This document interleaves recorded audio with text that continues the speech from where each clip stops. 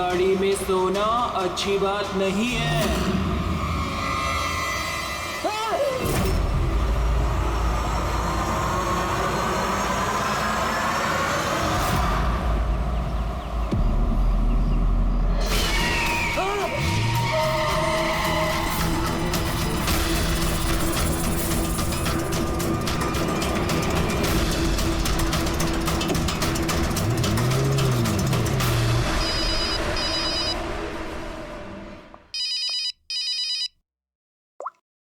हाँ विनीत।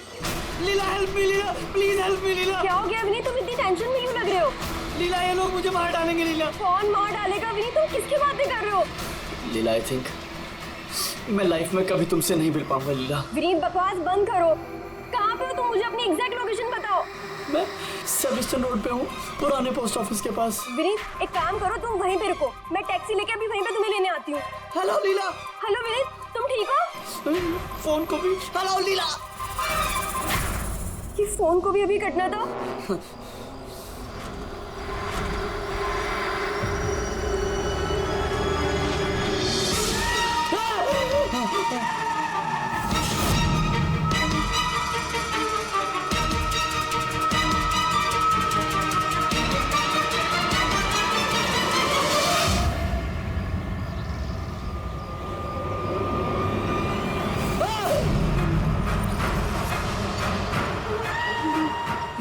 भगवान please help मी, मुझे मेरे घर तक पहुंचा दो प्लीज।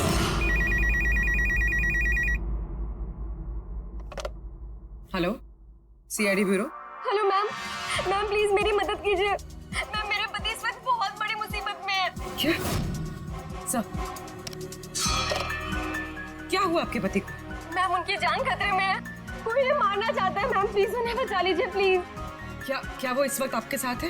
नहीं मैम, मैम वो इस वक्त अपनी गाड़ी में है। वो सेबेस्टियन रोड के पास जो पुराना वाला पोस्ट ऑफिस है वहाँ पे। अच्छा सुनिए मैम, देखिए हमारे 2 ऑफिसर्स उसी एरिया में हैं। आप हमें आपकी गाड़ी का डिटेल दीजिए। वाइट बैक्स्टर है और गाड़ी का नंबर है 2536। मैम आप उन्हें बचा तो लेंगे ना? आप फिक्र मत कीजिए, आपके पति को कुछ नहीं होगा। ओके पूर्वी, अभिजीत को फोन करो, उसे गाड़ी की डिटेल्स दे दो और उससे बोलो कि अर्जेंट है।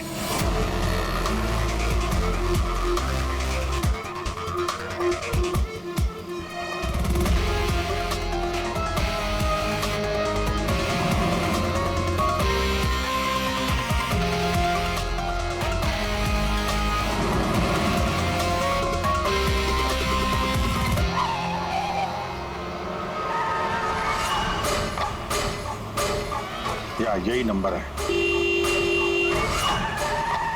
ये गाड़ी ऐसे क्यों चला रहा है? ये तो एक्सीडेंट कर देगा।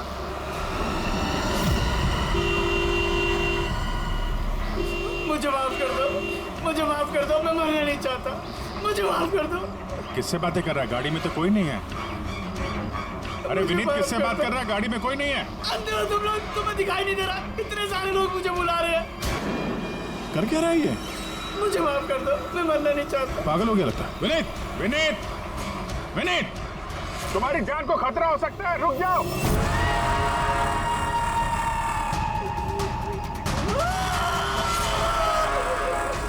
अंकल मेरे साथ खेलो ना, बहुत मजा आएगा। विनीत गाड़ी रोको, साइड में लगाओ।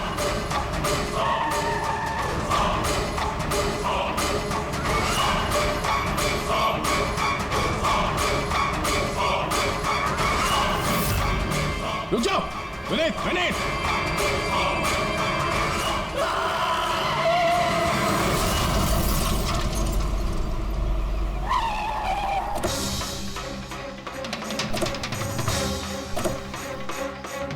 विनीत, ओह नो, ये तो मर चुका है। स्मेल है।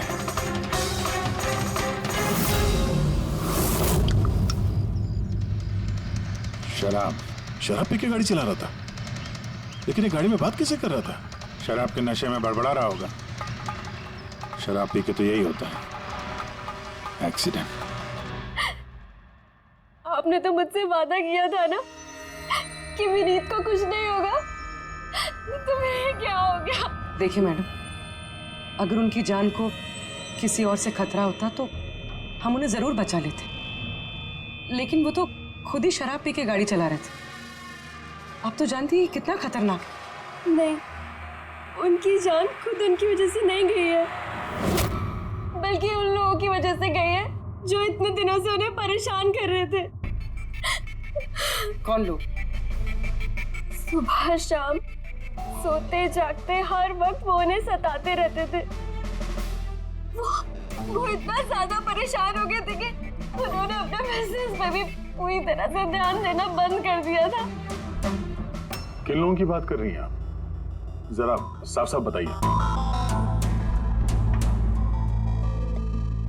मैम, विनीत की मौत हमारे सामने हुई थी और उस वक्त कार में उसके अलावा और कोई भी नहीं था, तो उसकी मौत का दोष आप किसी और को कैसे दे सकती हैं? क्योंकि उनका खून हुआ है। मर्डर है ये, मर्डर। मर्डर हुआ है? आप जानती है किसने किया ये? आत्माओं ने। भले ही आप लोगों ने वो आत्माएं नहीं देखी होंगी, लेकिन विनीत उन्हें साफ साफ देख सकते थे। सीआईडी आत्माओं को नहीं मानती। आप ही मानते सर। अगर आपने वो 2 हफ्ते पहले वाला नजारा देखा होता।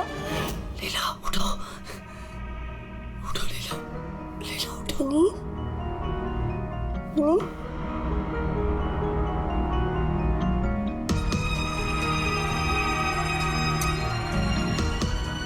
विनीत,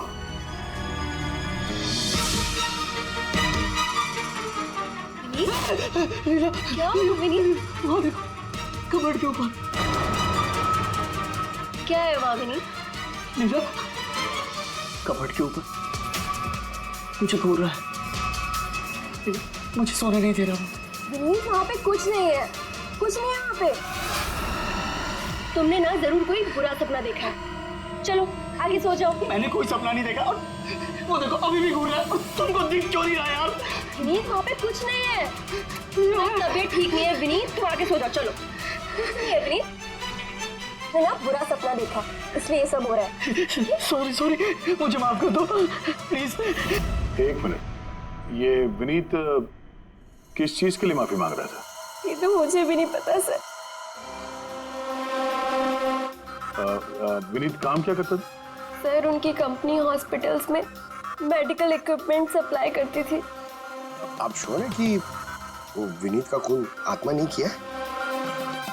सर, मुझे पहले तो नहीं लगता था, क्योंकि ना तो मैंने कभी कोई आत्मा देखी थी और न ही कभी मैंने उनकी आवाज सुनी थी।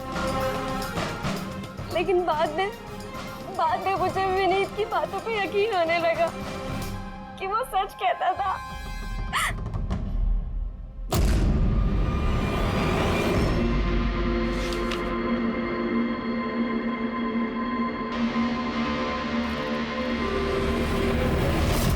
हाँ बॉस, इसकी मौत की एक ही वजह नजर आ रही है। इसके सर पर लगी हुई है चोट, जो इसे एक्सीडेंट के दौरान लगी। पक्का डॉक्टर साहब, कोई और वजह नहीं? अब विसरल सैंपल्स को चेक करना अभी बाकी है, लेकिन प्राइमा फेसी तो यही दिखता है कि मौत की वजह एक्सीडेंट है। तो बॉस, इसके खून में हमें अल्कोहल की बहुत ज्यादा मात्रा मिली। मुझे लगता है उसी की वजह से इसे हेलुसिनेशन होने लगे और इसने टक्कर मार दी। मतलब ये खून का मामला नहीं है। हम फ्यूनरल के लिए बॉडी को लौटा सकते हैं। अगर कुछ डाउट हुआ तो विसरल सैंपल से पता लग जाएगा। पता नहीं सर क्यों अभी मुझे ऐसा लग रहा है कि ये केस उतना सीधा नहीं है, क्योंकि जब हमने लीला से पूछा कि ये विनीत किससे माफी मांग रहा था तो वो बात को टाल गई। हम लोग भी फ्यूनरल में जाएं क्या? वहाँ रिलेटिव भी होंगे, फ्रेंड्स भी होंगे, बहुत सारे लोग होंगे। देखते हैं कुछ पता चलता है। जाओ, जरूर जाओ फ्यूनरल में।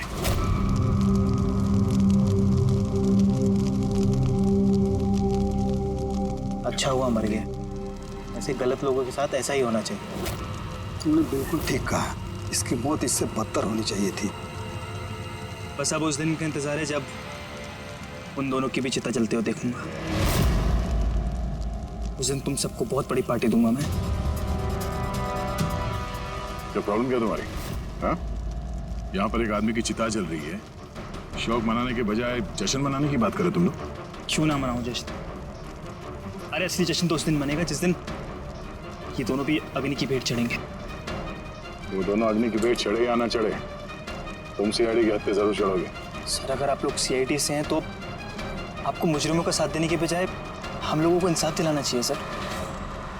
एक मिनट, कहना क्या चाहते हो? पूरी बात बताओ। सर मेरा नाम रोहित है और मेरे पिताजी पर्पल हॉस्पिटल में एडमिट थे। डॉक्टर सर वो वेंटिलेटर पे। डॉक्टर, नर्स डॉक्टर का रिलैक्स। मेरे पिताजी मर रहे हैं वहाँ पे, प्लीज डॉक्टर को बुलाइए प्लीज।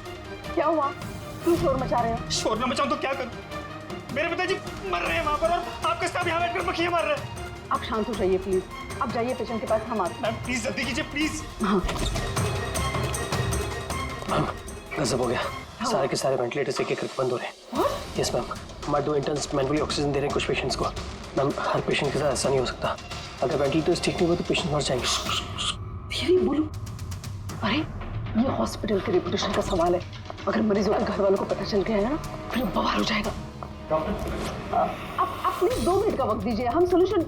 मैम एक एक करके सारे वेंटिलेटर्स बंद हो रहे हैं। बाकी के वार्ड्स में चेक करो। Okay ma'am. अरे वो सप्लाई विनीत को फोन करो ना, वो ही अभी कुछ कर सकता है। बस टेंशन लेने की जरूरत। डॉक्टर महक, हुआ क्या है सर? वेंटिलेटर बंद हो रहे हैं सारे। आप प्लीज शांत रहिए, मैं बात करती हूँ ना। सर एक एक करके सारे वेंटिलेटर्स बंद हो गए। क्या? ऐसे कैसे हो सकता है? तो किसी हॉस्पिटल में फोन करो ना, वहां से मंगवाओ। अरे राजा फोन लगाओ और मैं एक काम करो, टेक्नीशियन जो यहाँ पर है उसको बुलाओ। राजा क्या हो गया तुम्हें सुनाई नहीं देता सर क्या आप कह रहे हैं? आप लोग क्या डिस्कशन में टाइम वेस्ट कर रहे हैं? मेरे पिताजी मर जाएंगे वहाँ पर। प्लीज जल्दी आइए प्लीज। बस आते ही हैं please. Ma'am very bad news, 2 patients की जान चली गई है, 5 पेशेंट्स बहुत क्रिटिकल कंडीशन में हैं। सर अगर आज हम लोगों का परिवार हमारे साथ नहीं है तो उसके जिम्मेदार सिर्फ और सिर्फ ये 3 लोग हैं, विनीत, महक और राजा। ये विनीत तो इक्विपमेंट सप्लाई करता था ना? जी सर। और ये महक राजा? सर जिस दिन ये हादसा हुआ उस दिन महक डॉक्टर इंचार्ज थी और राजा हॉस्पिटल का एडमिन संभालता था। ये सिर्फ राजा और महक आए हॉस्पिटल से या और लोग भी आए वहाँ के? आए ना सर, वो हेड नर्स परिणीता, वो शेखर जो कि मेंटेनेंस में है, और वो डॉक्टर केदार इस हॉस्पिटल के मालिक। ठीक है, अभी शांत हो जाओ। हम इस मामले के तह तक जाएंगे। अगर तुम्हारे पिताजी के साथ नाइंसाफी हुई है तो उन्हें इंसाफ जरूर मिलेगा।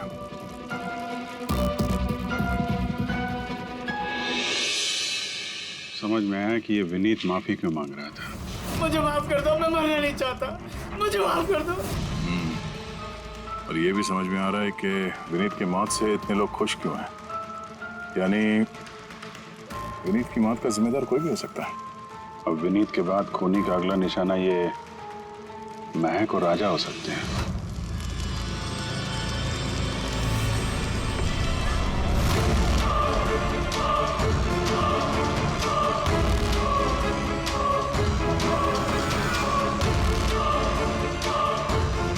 मुझे माफ कर दो। तुमने मुझे क्यों मरने दिया? मेरा पीछा मत करो।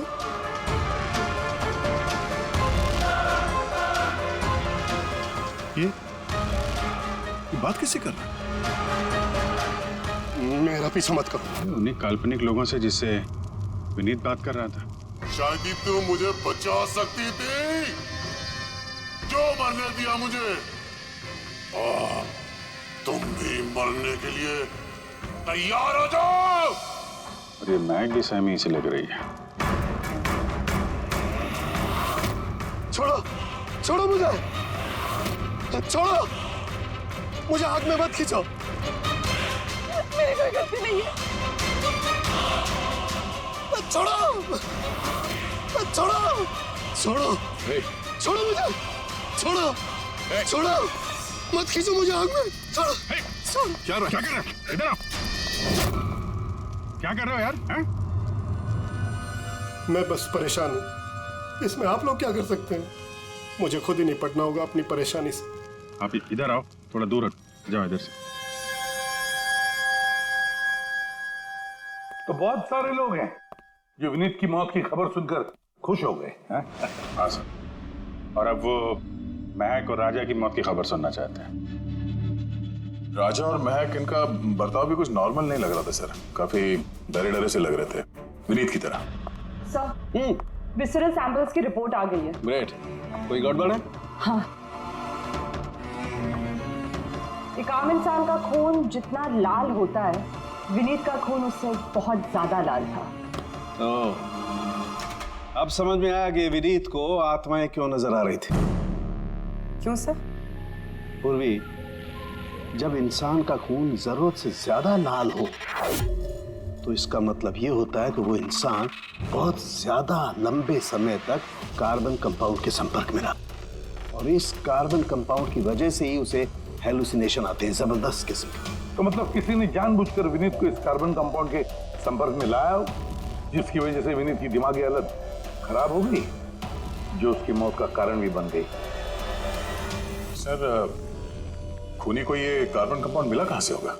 हमारे आसपास हर जगह कार्बन कंपाउंड फैला हुआ है। मॉडर्न जिंदगी में हम जितनी भी मशीनों का इस्तेमाल करते हैं, वो सब की सब, लगभग सब की सब कार्बन कंपाउंड निकालती हैं। हाँ, कोई भी मशीनों के साथ छेड़खानी करके ऐसी साजिश कर सकता है।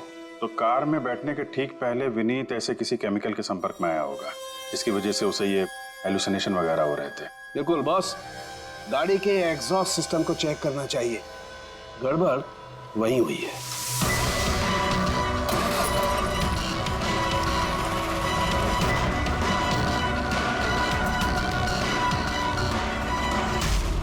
सालों के सर तो सही बोले थे सर। भाई, इसमें से तो केमिकल भर भर के आ रहे। एक बात तो पक्की है पंकज, आत्मा कोई नहीं थी। हाँ सर, इसका मतलब अब खूनी के निशाने पे दो लोग हैं, राजा और महक।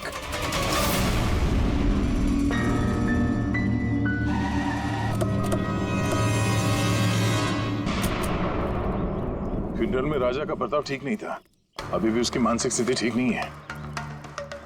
अरे सर, दरवाजा तो खुला है।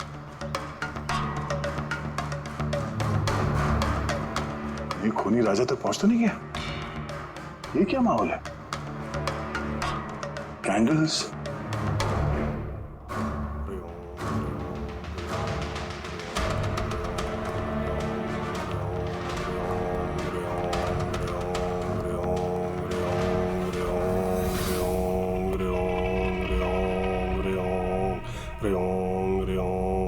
राजा,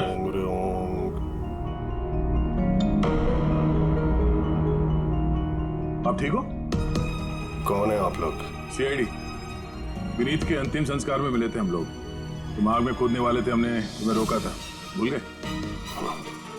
अब आप लोगों को मुझे रोकने या बचाने की जरूरत नहीं पड़ेगी। जब तक विनीत का खूनी पकड़ा नहीं जाता, तुम्हारी जान को भी खतरा है। अच्छा, सच सच बताना, उन 12 मरीजों की मौत क्या तुम्हारी लापरवाही की वजह से गई थी?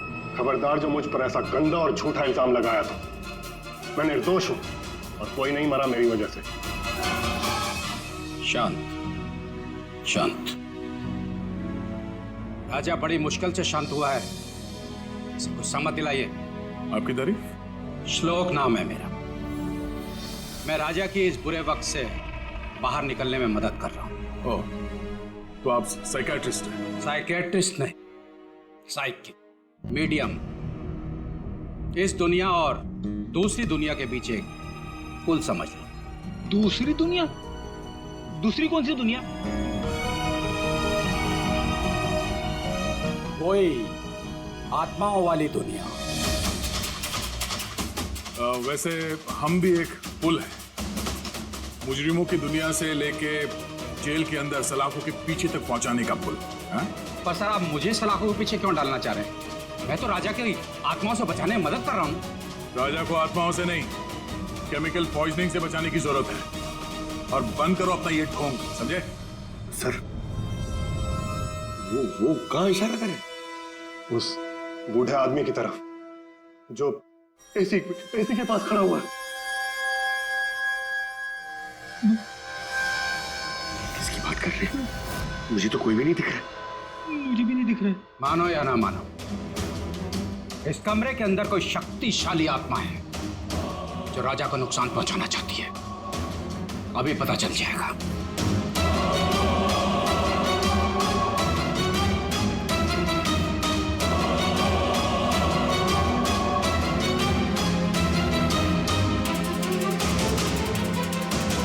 मीटर से आत्मा दिखेंगे?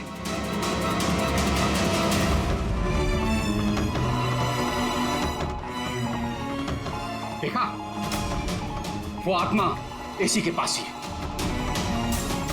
मेरी ईएमएफ मशीन झूठ नहीं बोल सकती।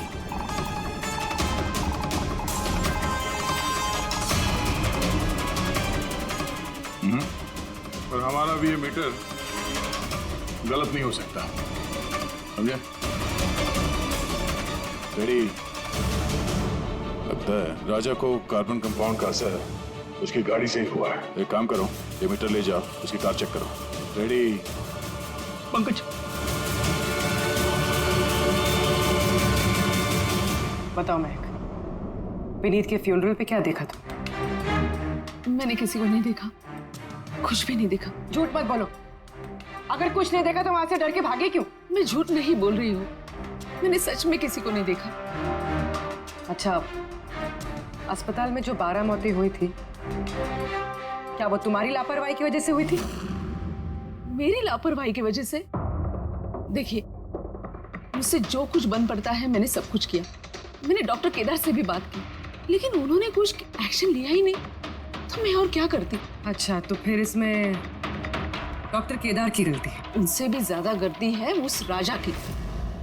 उसे चेक कर लेना चाहिए था कि वेंटिलेटर्स ठीक से काम कर रहे हैं या नहीं, उनके वक्त रहते सर्विसिंग हो रही है या नहीं। तो फिर राजा दोषी है? राजा और विनीत दोनों। विनीत को भी हमें वेंटिलेटर सप्लाई करने से पहले देख लेना चाहिए था कि वो कहीं खराब तो नहीं है। आखिर कितनी जानें टिकी थी उस वेंटिलेटर्स पे। लगता है राजा और विनीत के लिए तुम्हारे अंदर काफी कड़वाहट है। विनीत की मौत से तो बहुत खुश होगी तुम। ये कैसी बातें कर रही है आप? बिल्कुल भी नहीं। मैं एक डॉक्टर हूँ और मेरा काम पेशेंट्स की जान बचाना है। किसी की मौत से मैं कैसे खुश हो सकती हूँ?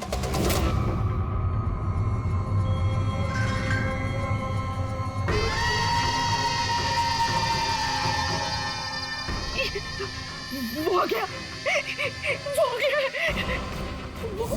वो देखिए। लेकिन यहाँ तो कोई नहीं। पीछे है। यहाँ पर कोई नहीं है। देखो, तुम घबराओ मत, जब तक मैं हूं।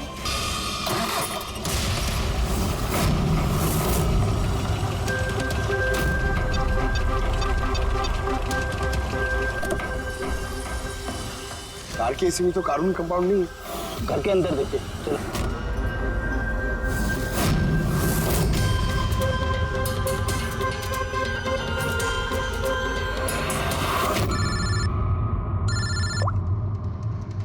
हाँ पूर्वी, महक के घर पे कोई केमिकल नहीं मिला? ठीक है, जब तक वो खूनी पकड़ा नहीं जाता तुम उसके साथ ही रहो, ठीक है? सर, हाँ, कार्बन कंपाउंड यहाँ पे भी नहीं है। कहीं कोई केमिकल नहीं मिलेगा। विज्ञान की दुनिया और केमिकल की दुनिया के अलावा भी कोई दूसरी दुनिया है, मानो या ना मानो। चुप, वो बंद। और जब तक बोलने को नहीं कहा जाए मुंह खोलना नहीं। राजा जी, आपको डरने की कोई जरूरत नहीं है। हम लोग हैं यहाँ पर, जब तक वो खूनी पकड़ा नहीं जाता सीआईडी आपके साथ ही रहेगी। मुझे सीआईडी की जरूरत नहीं है, ये है ना मेरी सुरक्षा करने के लिए। यार ये कैसे हो सकता है? ना राजा के घर में केमिकल मिला, ना महक के घर में केमिकल मिला, कैसे हो सकता है? सर, हमने राजा के घर को अच्छी तरह से चेक किया, एक एक कोना देखा, गाड़ी भी चेक की, कहीं कुछ नहीं मिला। हाँ, मगर दया, अगर कोई केमिकल का इस्तेमाल ही नहीं हुआ है तो फिर राजा और महक को हेलुसिनेशन हुए कैसे? कोई तो वजह होनी चाहिए। और सर, जिस तरीके से विनीत के कार के एसी में केमिकल का इस्तेमाल किया गया है, ये किसी नौसिखिया का काम नहीं लगता है, तो कोई एक्सपर्ट। एक काम करते हैं, मरने वालों के घरों में देखो, शायद कोई ऐसा आदमी हो जो केमिकल्स के बारे में अच्छी जानकारी रखता हो, कोई केमिकल्स में एक्सपर्ट। और हाँ, हॉस्पिटल के उस स्टाफ को बुलाओ। चीफ नर्स जो है ना, हेड नर्स परिणीता, फिर हेड टेक्नीशियन शेखर और मालिक केदार, तीनों को बुलाओ। सब देखते हैं।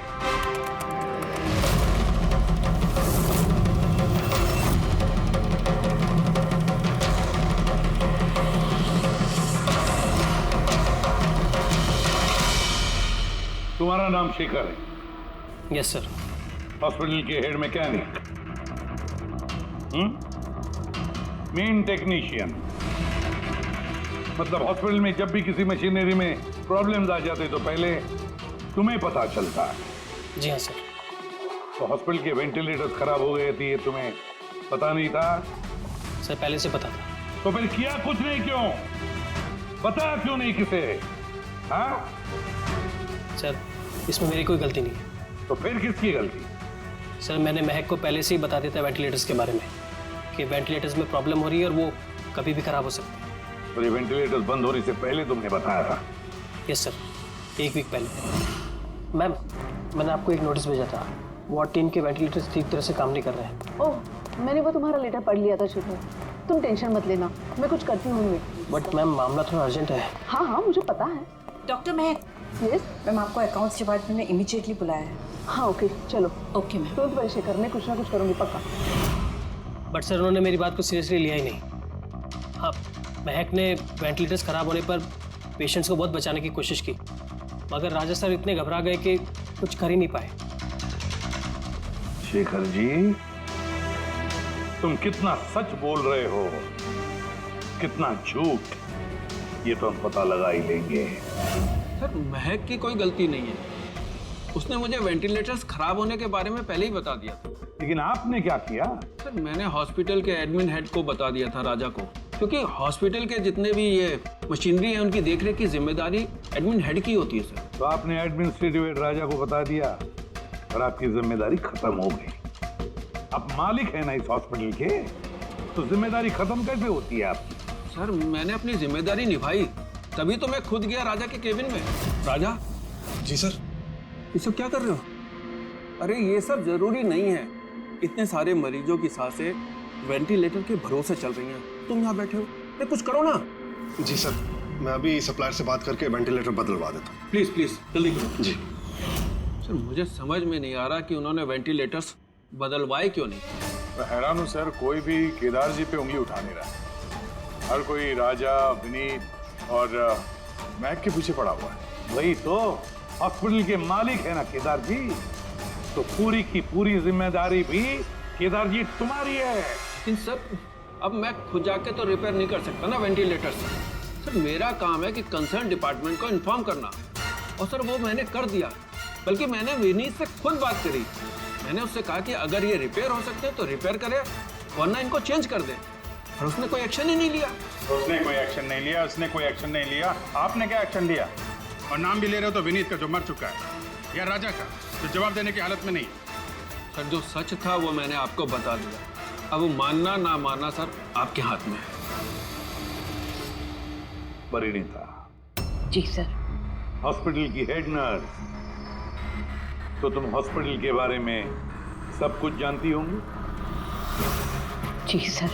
तो फिर अब सच सच बताओ, ये जो कुछ भी हुआ है किसकी लापरवाही से हुआ? बताओ जल्दी। हाँ सर, बताती हूँ। मेरे साथ धोखाधड़ी करने की कोशिश मत करना राजा। और हाँ, अगर मशीनों में कोई फिजिकल डैमेज है वो वारंटी में नहीं आता। अगर तुमको नए वेंटिलेटर चाहिए तो पूरी कॉस्ट पे करनी होगी, समझा? मैंने तुमसे घटिया इंसान आज तक अपनी जिंदगी में नहीं देखा। अब ना तो हमारा हॉस्पिटल तुमसे कोई सामान लेगा और ना ही शहर का कोई दूसरा हॉस्पिटल। सुनो, ये धमकी किसी और को देना। जानता नहीं तुझे मैं कौन हूँ, जो करना है कर ले।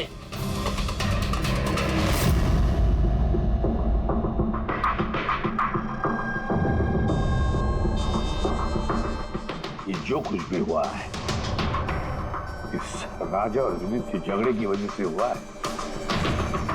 दोनों के झगड़े की वजह से सर इतने लोगों की जान चली गई।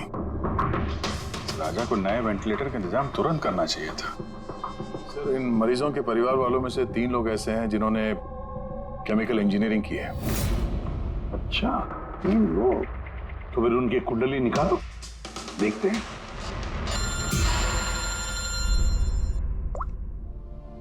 कल वहीं से भी प्रद्युमन। What? ठीक है, हम अभी पहुंचते हैं। क्या सर? राजा की मौत।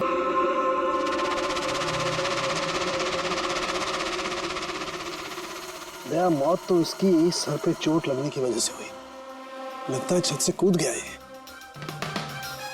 जरूर हेलुसिनेशंस इतने भारी पड़ गए होंगे कि तिल मिलाकर राजा ने ऊपर से छलांग लगा दी। और तुम ख्याल रखने वाले थे ना इसका? ये ख्याल रखा तुमने? हाँ? सर राजा तो एकदम शांत तरीके से सो गया था। मुझे क्या पता था कि अचानक उठ जाएगा और खुदकुशी कर लेगा। जिस वक्त ये सब हुआ तुम कहाँ थे? हाँ? सर मैं दूसरे कमरे में सो रहा था, तभी मुझे राजा के जोर जोर से चीखने की आवाज सुनाई दी। मुझे इन आत्माओं को नहीं झेलना, मुझे इसे निजात चाहिए, आजादी चाहिए। और जब तक मैं इसके पास पहुंचता, ये छत से कूद गया साहब। वाह, क्या बात है। राजा को अकेले छोड़कर तुम घोड़े बेच के सो रहे थे? हाँ? मैंने तो कमर कस ली थी कि नहीं सोऊंगा, और न जाने कैसे नींद आ गई। जरूर मुझे उन आत्माओं ने सुला दिया होगा। आप ये देखिए सर, मीटर की रीडिंग भी कितनी बढ़ गई है। मुझे मेरी तबीयत भी कुछ कमजोर लग रही है सर। अगर दोबारा ये मीटर दिखा दिया ना मुझे तो याद रख। एक मिनट दया, एक मिनट भाई, जरा ये मीटर देना मुझे। ये लीजिए। ये मीटर मैं रख लेता हूँ। हाँ, तुम्हें लौटा दूंगा बाद में। जी सर, पर दे दीजिएगा। हाँ जरूर दे दूंगा। अभी एक काम करो, अभी तुम घर जाके थोड़ा आराम करो। थक गए हो ना, बहुत कमजोरी होगी तुम्हें। हाँ जी सर। बराबर सोए नहीं, जाओ आराम करो। ये क्या डॉक्टर साहब, उसे जाने दिया और ये मीटर रख ली? दया, ये मीटर जो है ना, ये बड़े काम की चीज है।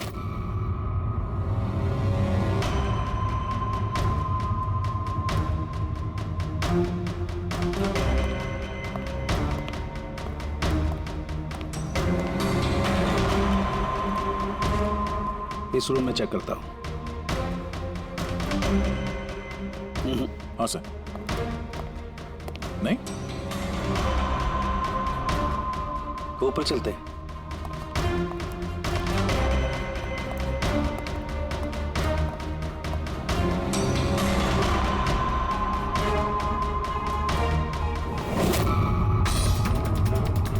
ये सलूकी सर आराम से, ये नीडल तो जंगली घोड़े की तरह भाग रहा है।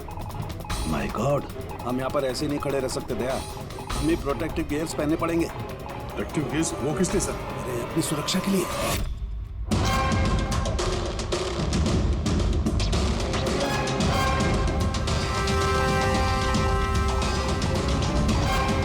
ये देखो, सबसे ज्यादा मीटर रीडिंग यहीं पर है, इस एसी के नीचे। मतलब सर वो वहाँ। पंकज खबरदार, खबरदार, जो आत्मा का नाम भी लिया तो। सर ये मीटर किस तरह इशारा कर रहा है? बताता हूँ। बाहर चलो।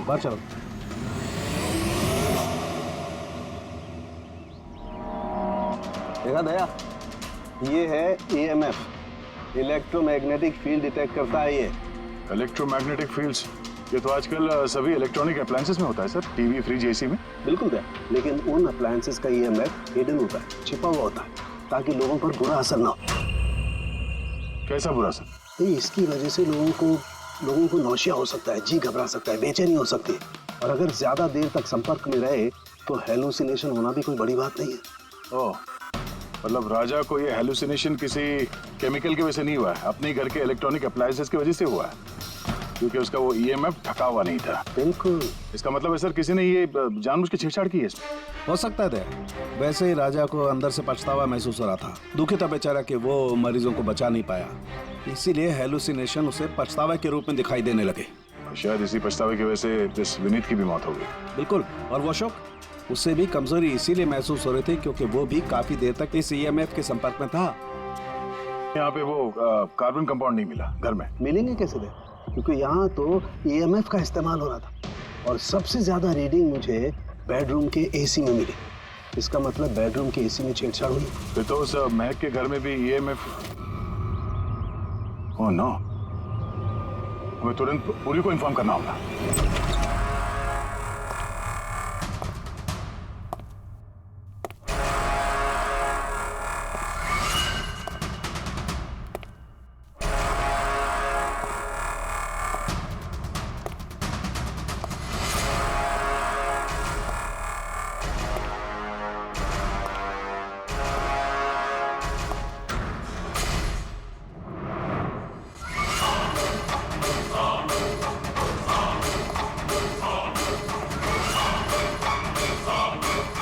जान लेकर चैन नहीं पड़ा तुम्हें, जो फिर से मुझे मारने आई हो।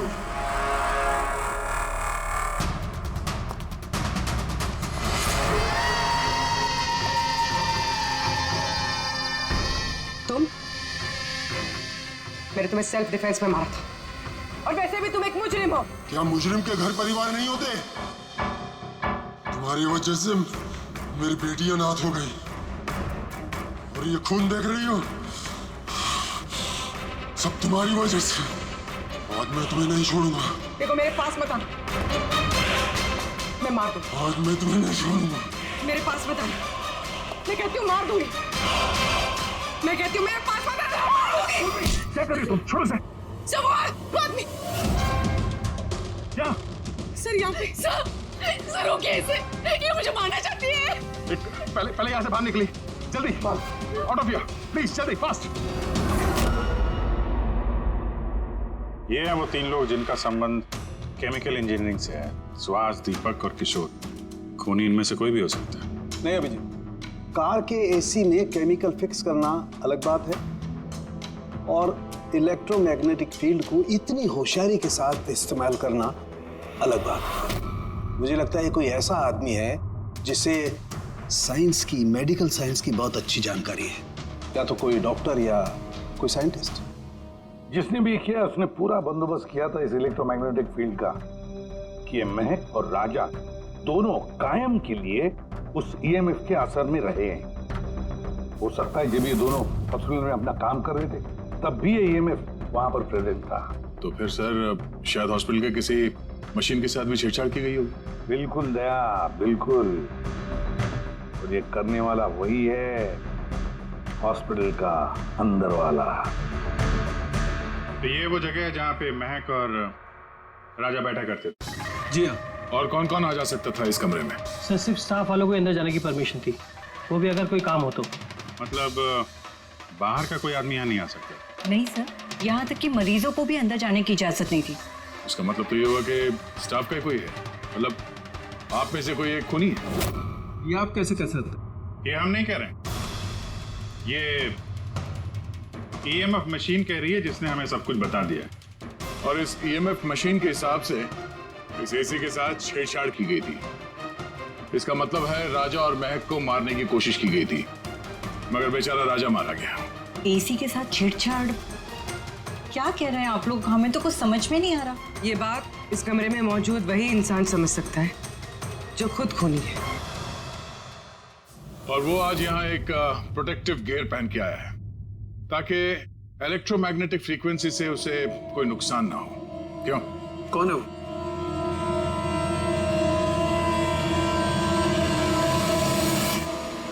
क्यों?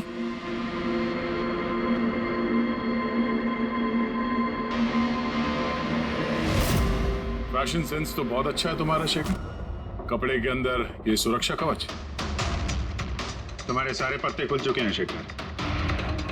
हमने तुम्हारे बारे में सब कुछ पता लगा लिया है। तुम ही यहाँ पे सिर्फ ऐसे टेक्नीशियन हो जो एसी के साथ छेड़छाड़ कर सकते हैं। अब जल्दी बताओ, क्यों किया तुमने ऐसा?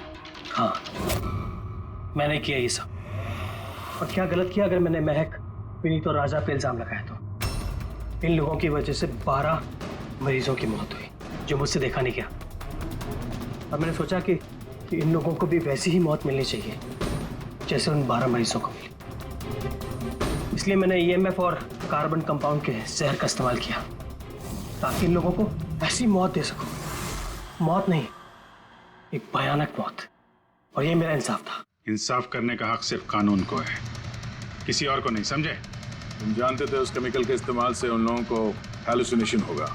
वो मरे हुए मरीज उन्हें सामने दिखाई देंगे जिसकी वजह से वो पागल हो जाएंगे। क्यों?